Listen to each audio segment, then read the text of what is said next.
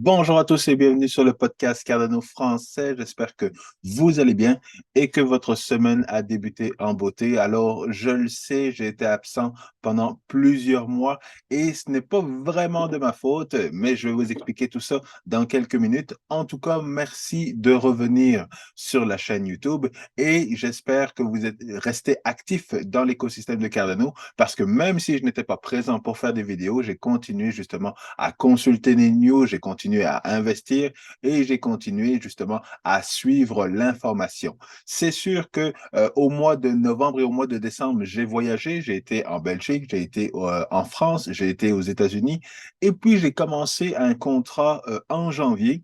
Et dans ce contrat-là, malheureusement, le contrat que j'ai signé m'interdisait de pouvoir faire des vidéos parce que c'était un contrat sur la blockchain et je ne pouvais pas justement faire de la promotion pour une blockchain en particulier. C'est pour ça que justement j'ai dû arrêter de faire des vidéos au mois de janvier puis au mois de février, mais le contrat s'est terminé au mois de février et là maintenant je suis beaucoup plus libre de pouvoir refaire des vidéos, pouvoir parler de Cardano et de pouvoir parler de l'écosystème de la blockchain. Donc voilà un petit peu la raison pour laquelle je n'ai pas pu faire de vidéo, mais je suis de retour pour vous parler de l'écosystème, pour vous parler de crypto et j'espère que vous allez aimer ça.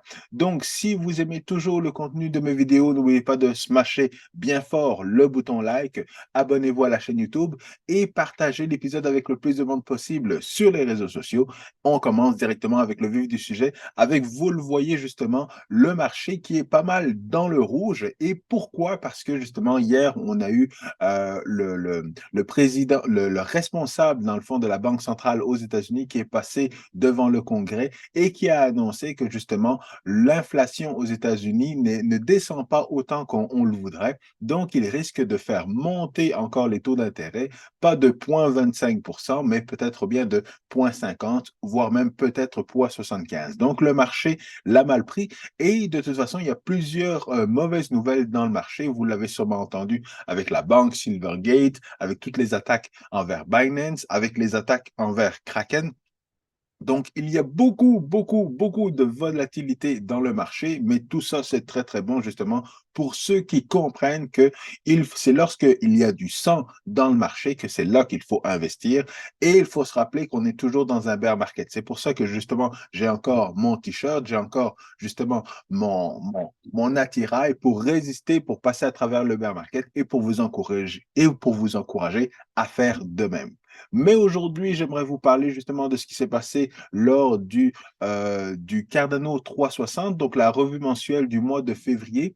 On a parlé de beaucoup de choses. Donc, ils nous ont parlé un petit peu de ce qui s'est passé au mois de février. IOHK continue justement de faire du développement sur la blockchain Cardano pour parler justement d'interopérabilité, pour parler justement d'intégration d'autres blockchains et également pour parler de Voltaire.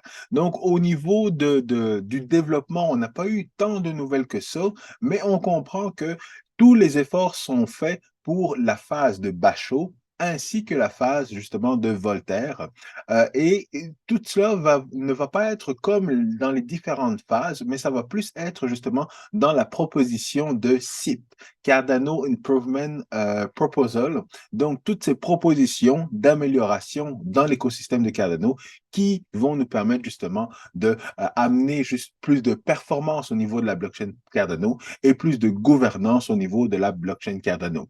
Et il y a eu un bon travail qui a été fait. Et ce qu'il faut savoir, effectivement, c'est que la première chose à faire, c'est d'avoir un ensemble de personnes ou un ensemble d'entreprises qui vont pouvoir justement être ce MBO, donc cet ensemble de membres qui vont s'occuper de l'organisation justement de la blockchain Cardano pour l'entretien et l'évolution de la blockchain.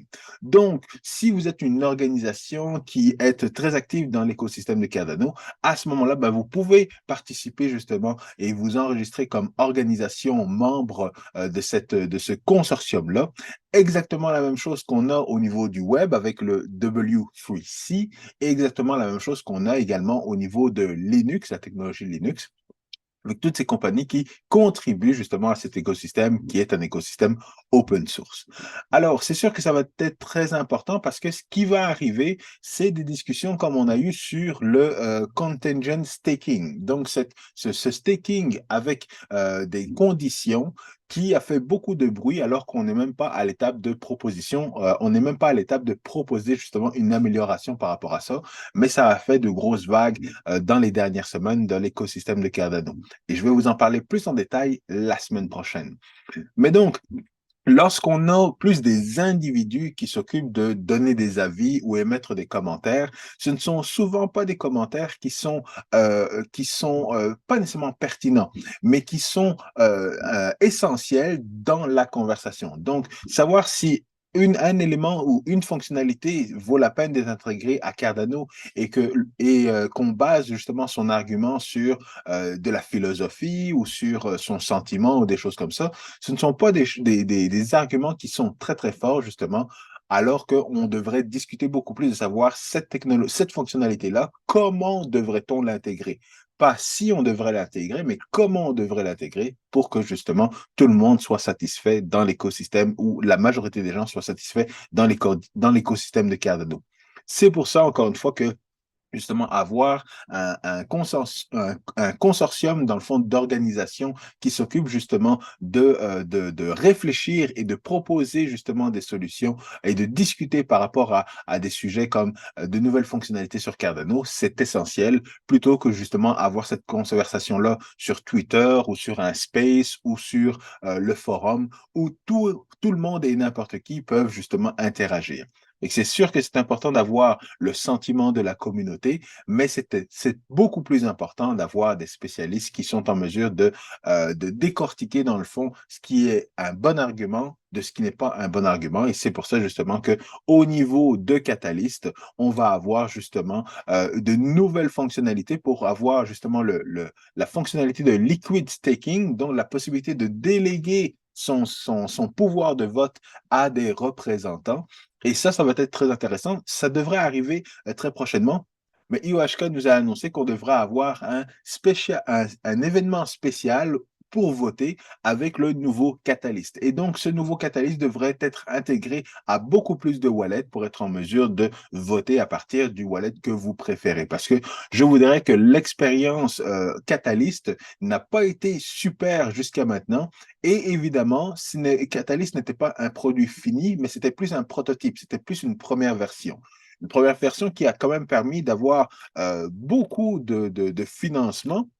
Donc, on voit qu'il y a 48 millions de dollars qui ont été financés, plus de 1255 projets qui ont été financés et une grosse communauté, donc 60 000 personnes qui ont participé justement au financement et à toutes les activités sur le projet Catalyst. Donc, c'est vraiment quand même un grand nombre, mais je pense que l'expérience est qu'on pourrait arriver à de meilleurs résultats encore si c'était intégré beaucoup plus facilement justement aux wallets qu'on utilise comme Dadalus et ainsi de suite. Mais en parlant de wallet justement, il y a eu l'annonce de Lace. Lace qui est justement ce light wallet de Cardano, de IOHK que IOHK est en train de développer et que j'ai vraiment hâte d'utiliser parce qu'encore une fois, les produits de IOHK sont quand même des produits qui sont, selon moi, au-dessus de la moyenne. Alors, parce que quand on doit justement utiliser, et là, justement, il y a un Twitter Space que je n'ai pas encore écouté, mais qu'il faut que j'écoute et qu'il faut que je partage avec vous parce que ça a l'air très intéressant. Parce que quand on regarde justement ce qui va être mis en place pour ce wallet, eh bien, on va avoir tout à la même place. Donc, on va avoir évidemment le staking. Ça, on sait exactement comment ça fonctionne, le staking. Mais on va avoir, oh là, on ne le voit pas beaucoup, mais je vais cliquer sur le bouton. Donc, on va avoir le staking. On va avoir la possibilité d'avoir plusieurs tokens, donc de multi-tokens sur la plateforme. On va avoir également les NFT, les NFT à la même place que les différents tokens, à la même place que le staking, et ça devrait justement être intégré à différents projets qui sont déjà en place sur la blockchain Cardano, comme CNFT ou comme ils ont un partenaire, le partenaire Virtua, voilà, c'est ça, le projet Virtua avec Cardano Island. Et donc, tous ces éléments-là vont pouvoir être utilisés à partir de ce wallet-là. Donc, et en plus, comme je le disais, c'est un light wallet, donc pas comme Daedalus où vous devez télécharger toute la blockchain, mais évidemment, quelque chose que vous pouvez vous connecter très facilement et très rapidement, comme justement le wallet j'ai oublié la compagnie, c'est pas plus grave que ça.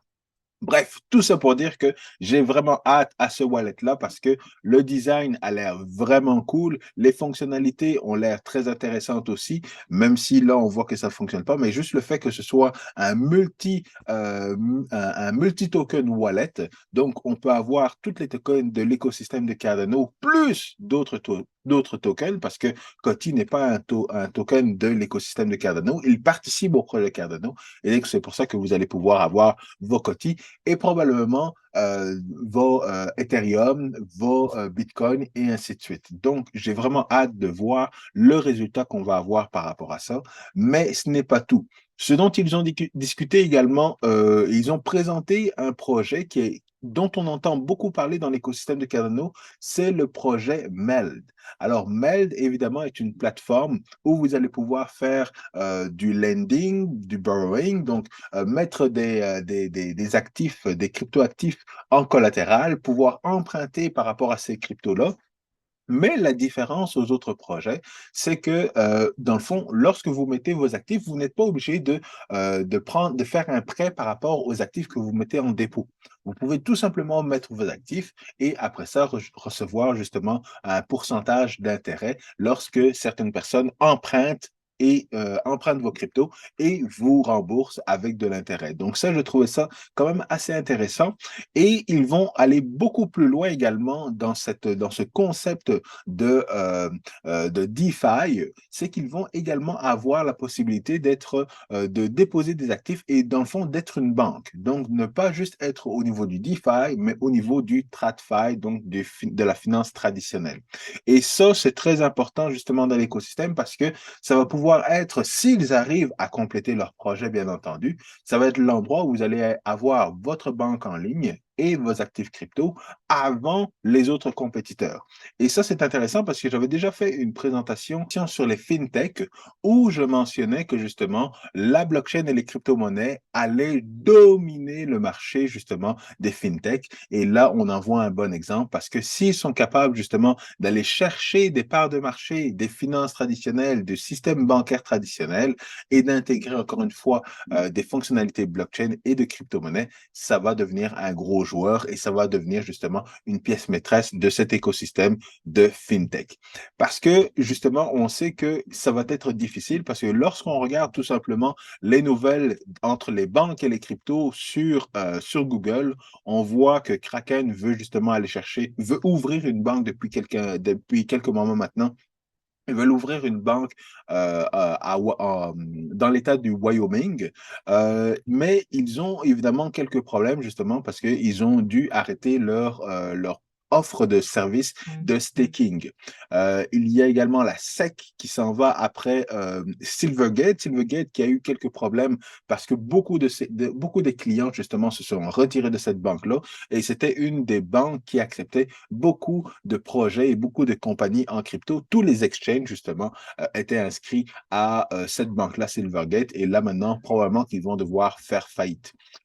D'autres problèmes justement au niveau des banques. On sait que justement ici au Canada, ben, les banques ne sont pas très crypto-friendly. Donc lorsque vous avez une compagnie crypto, c'est difficile d'avoir un compte en banque.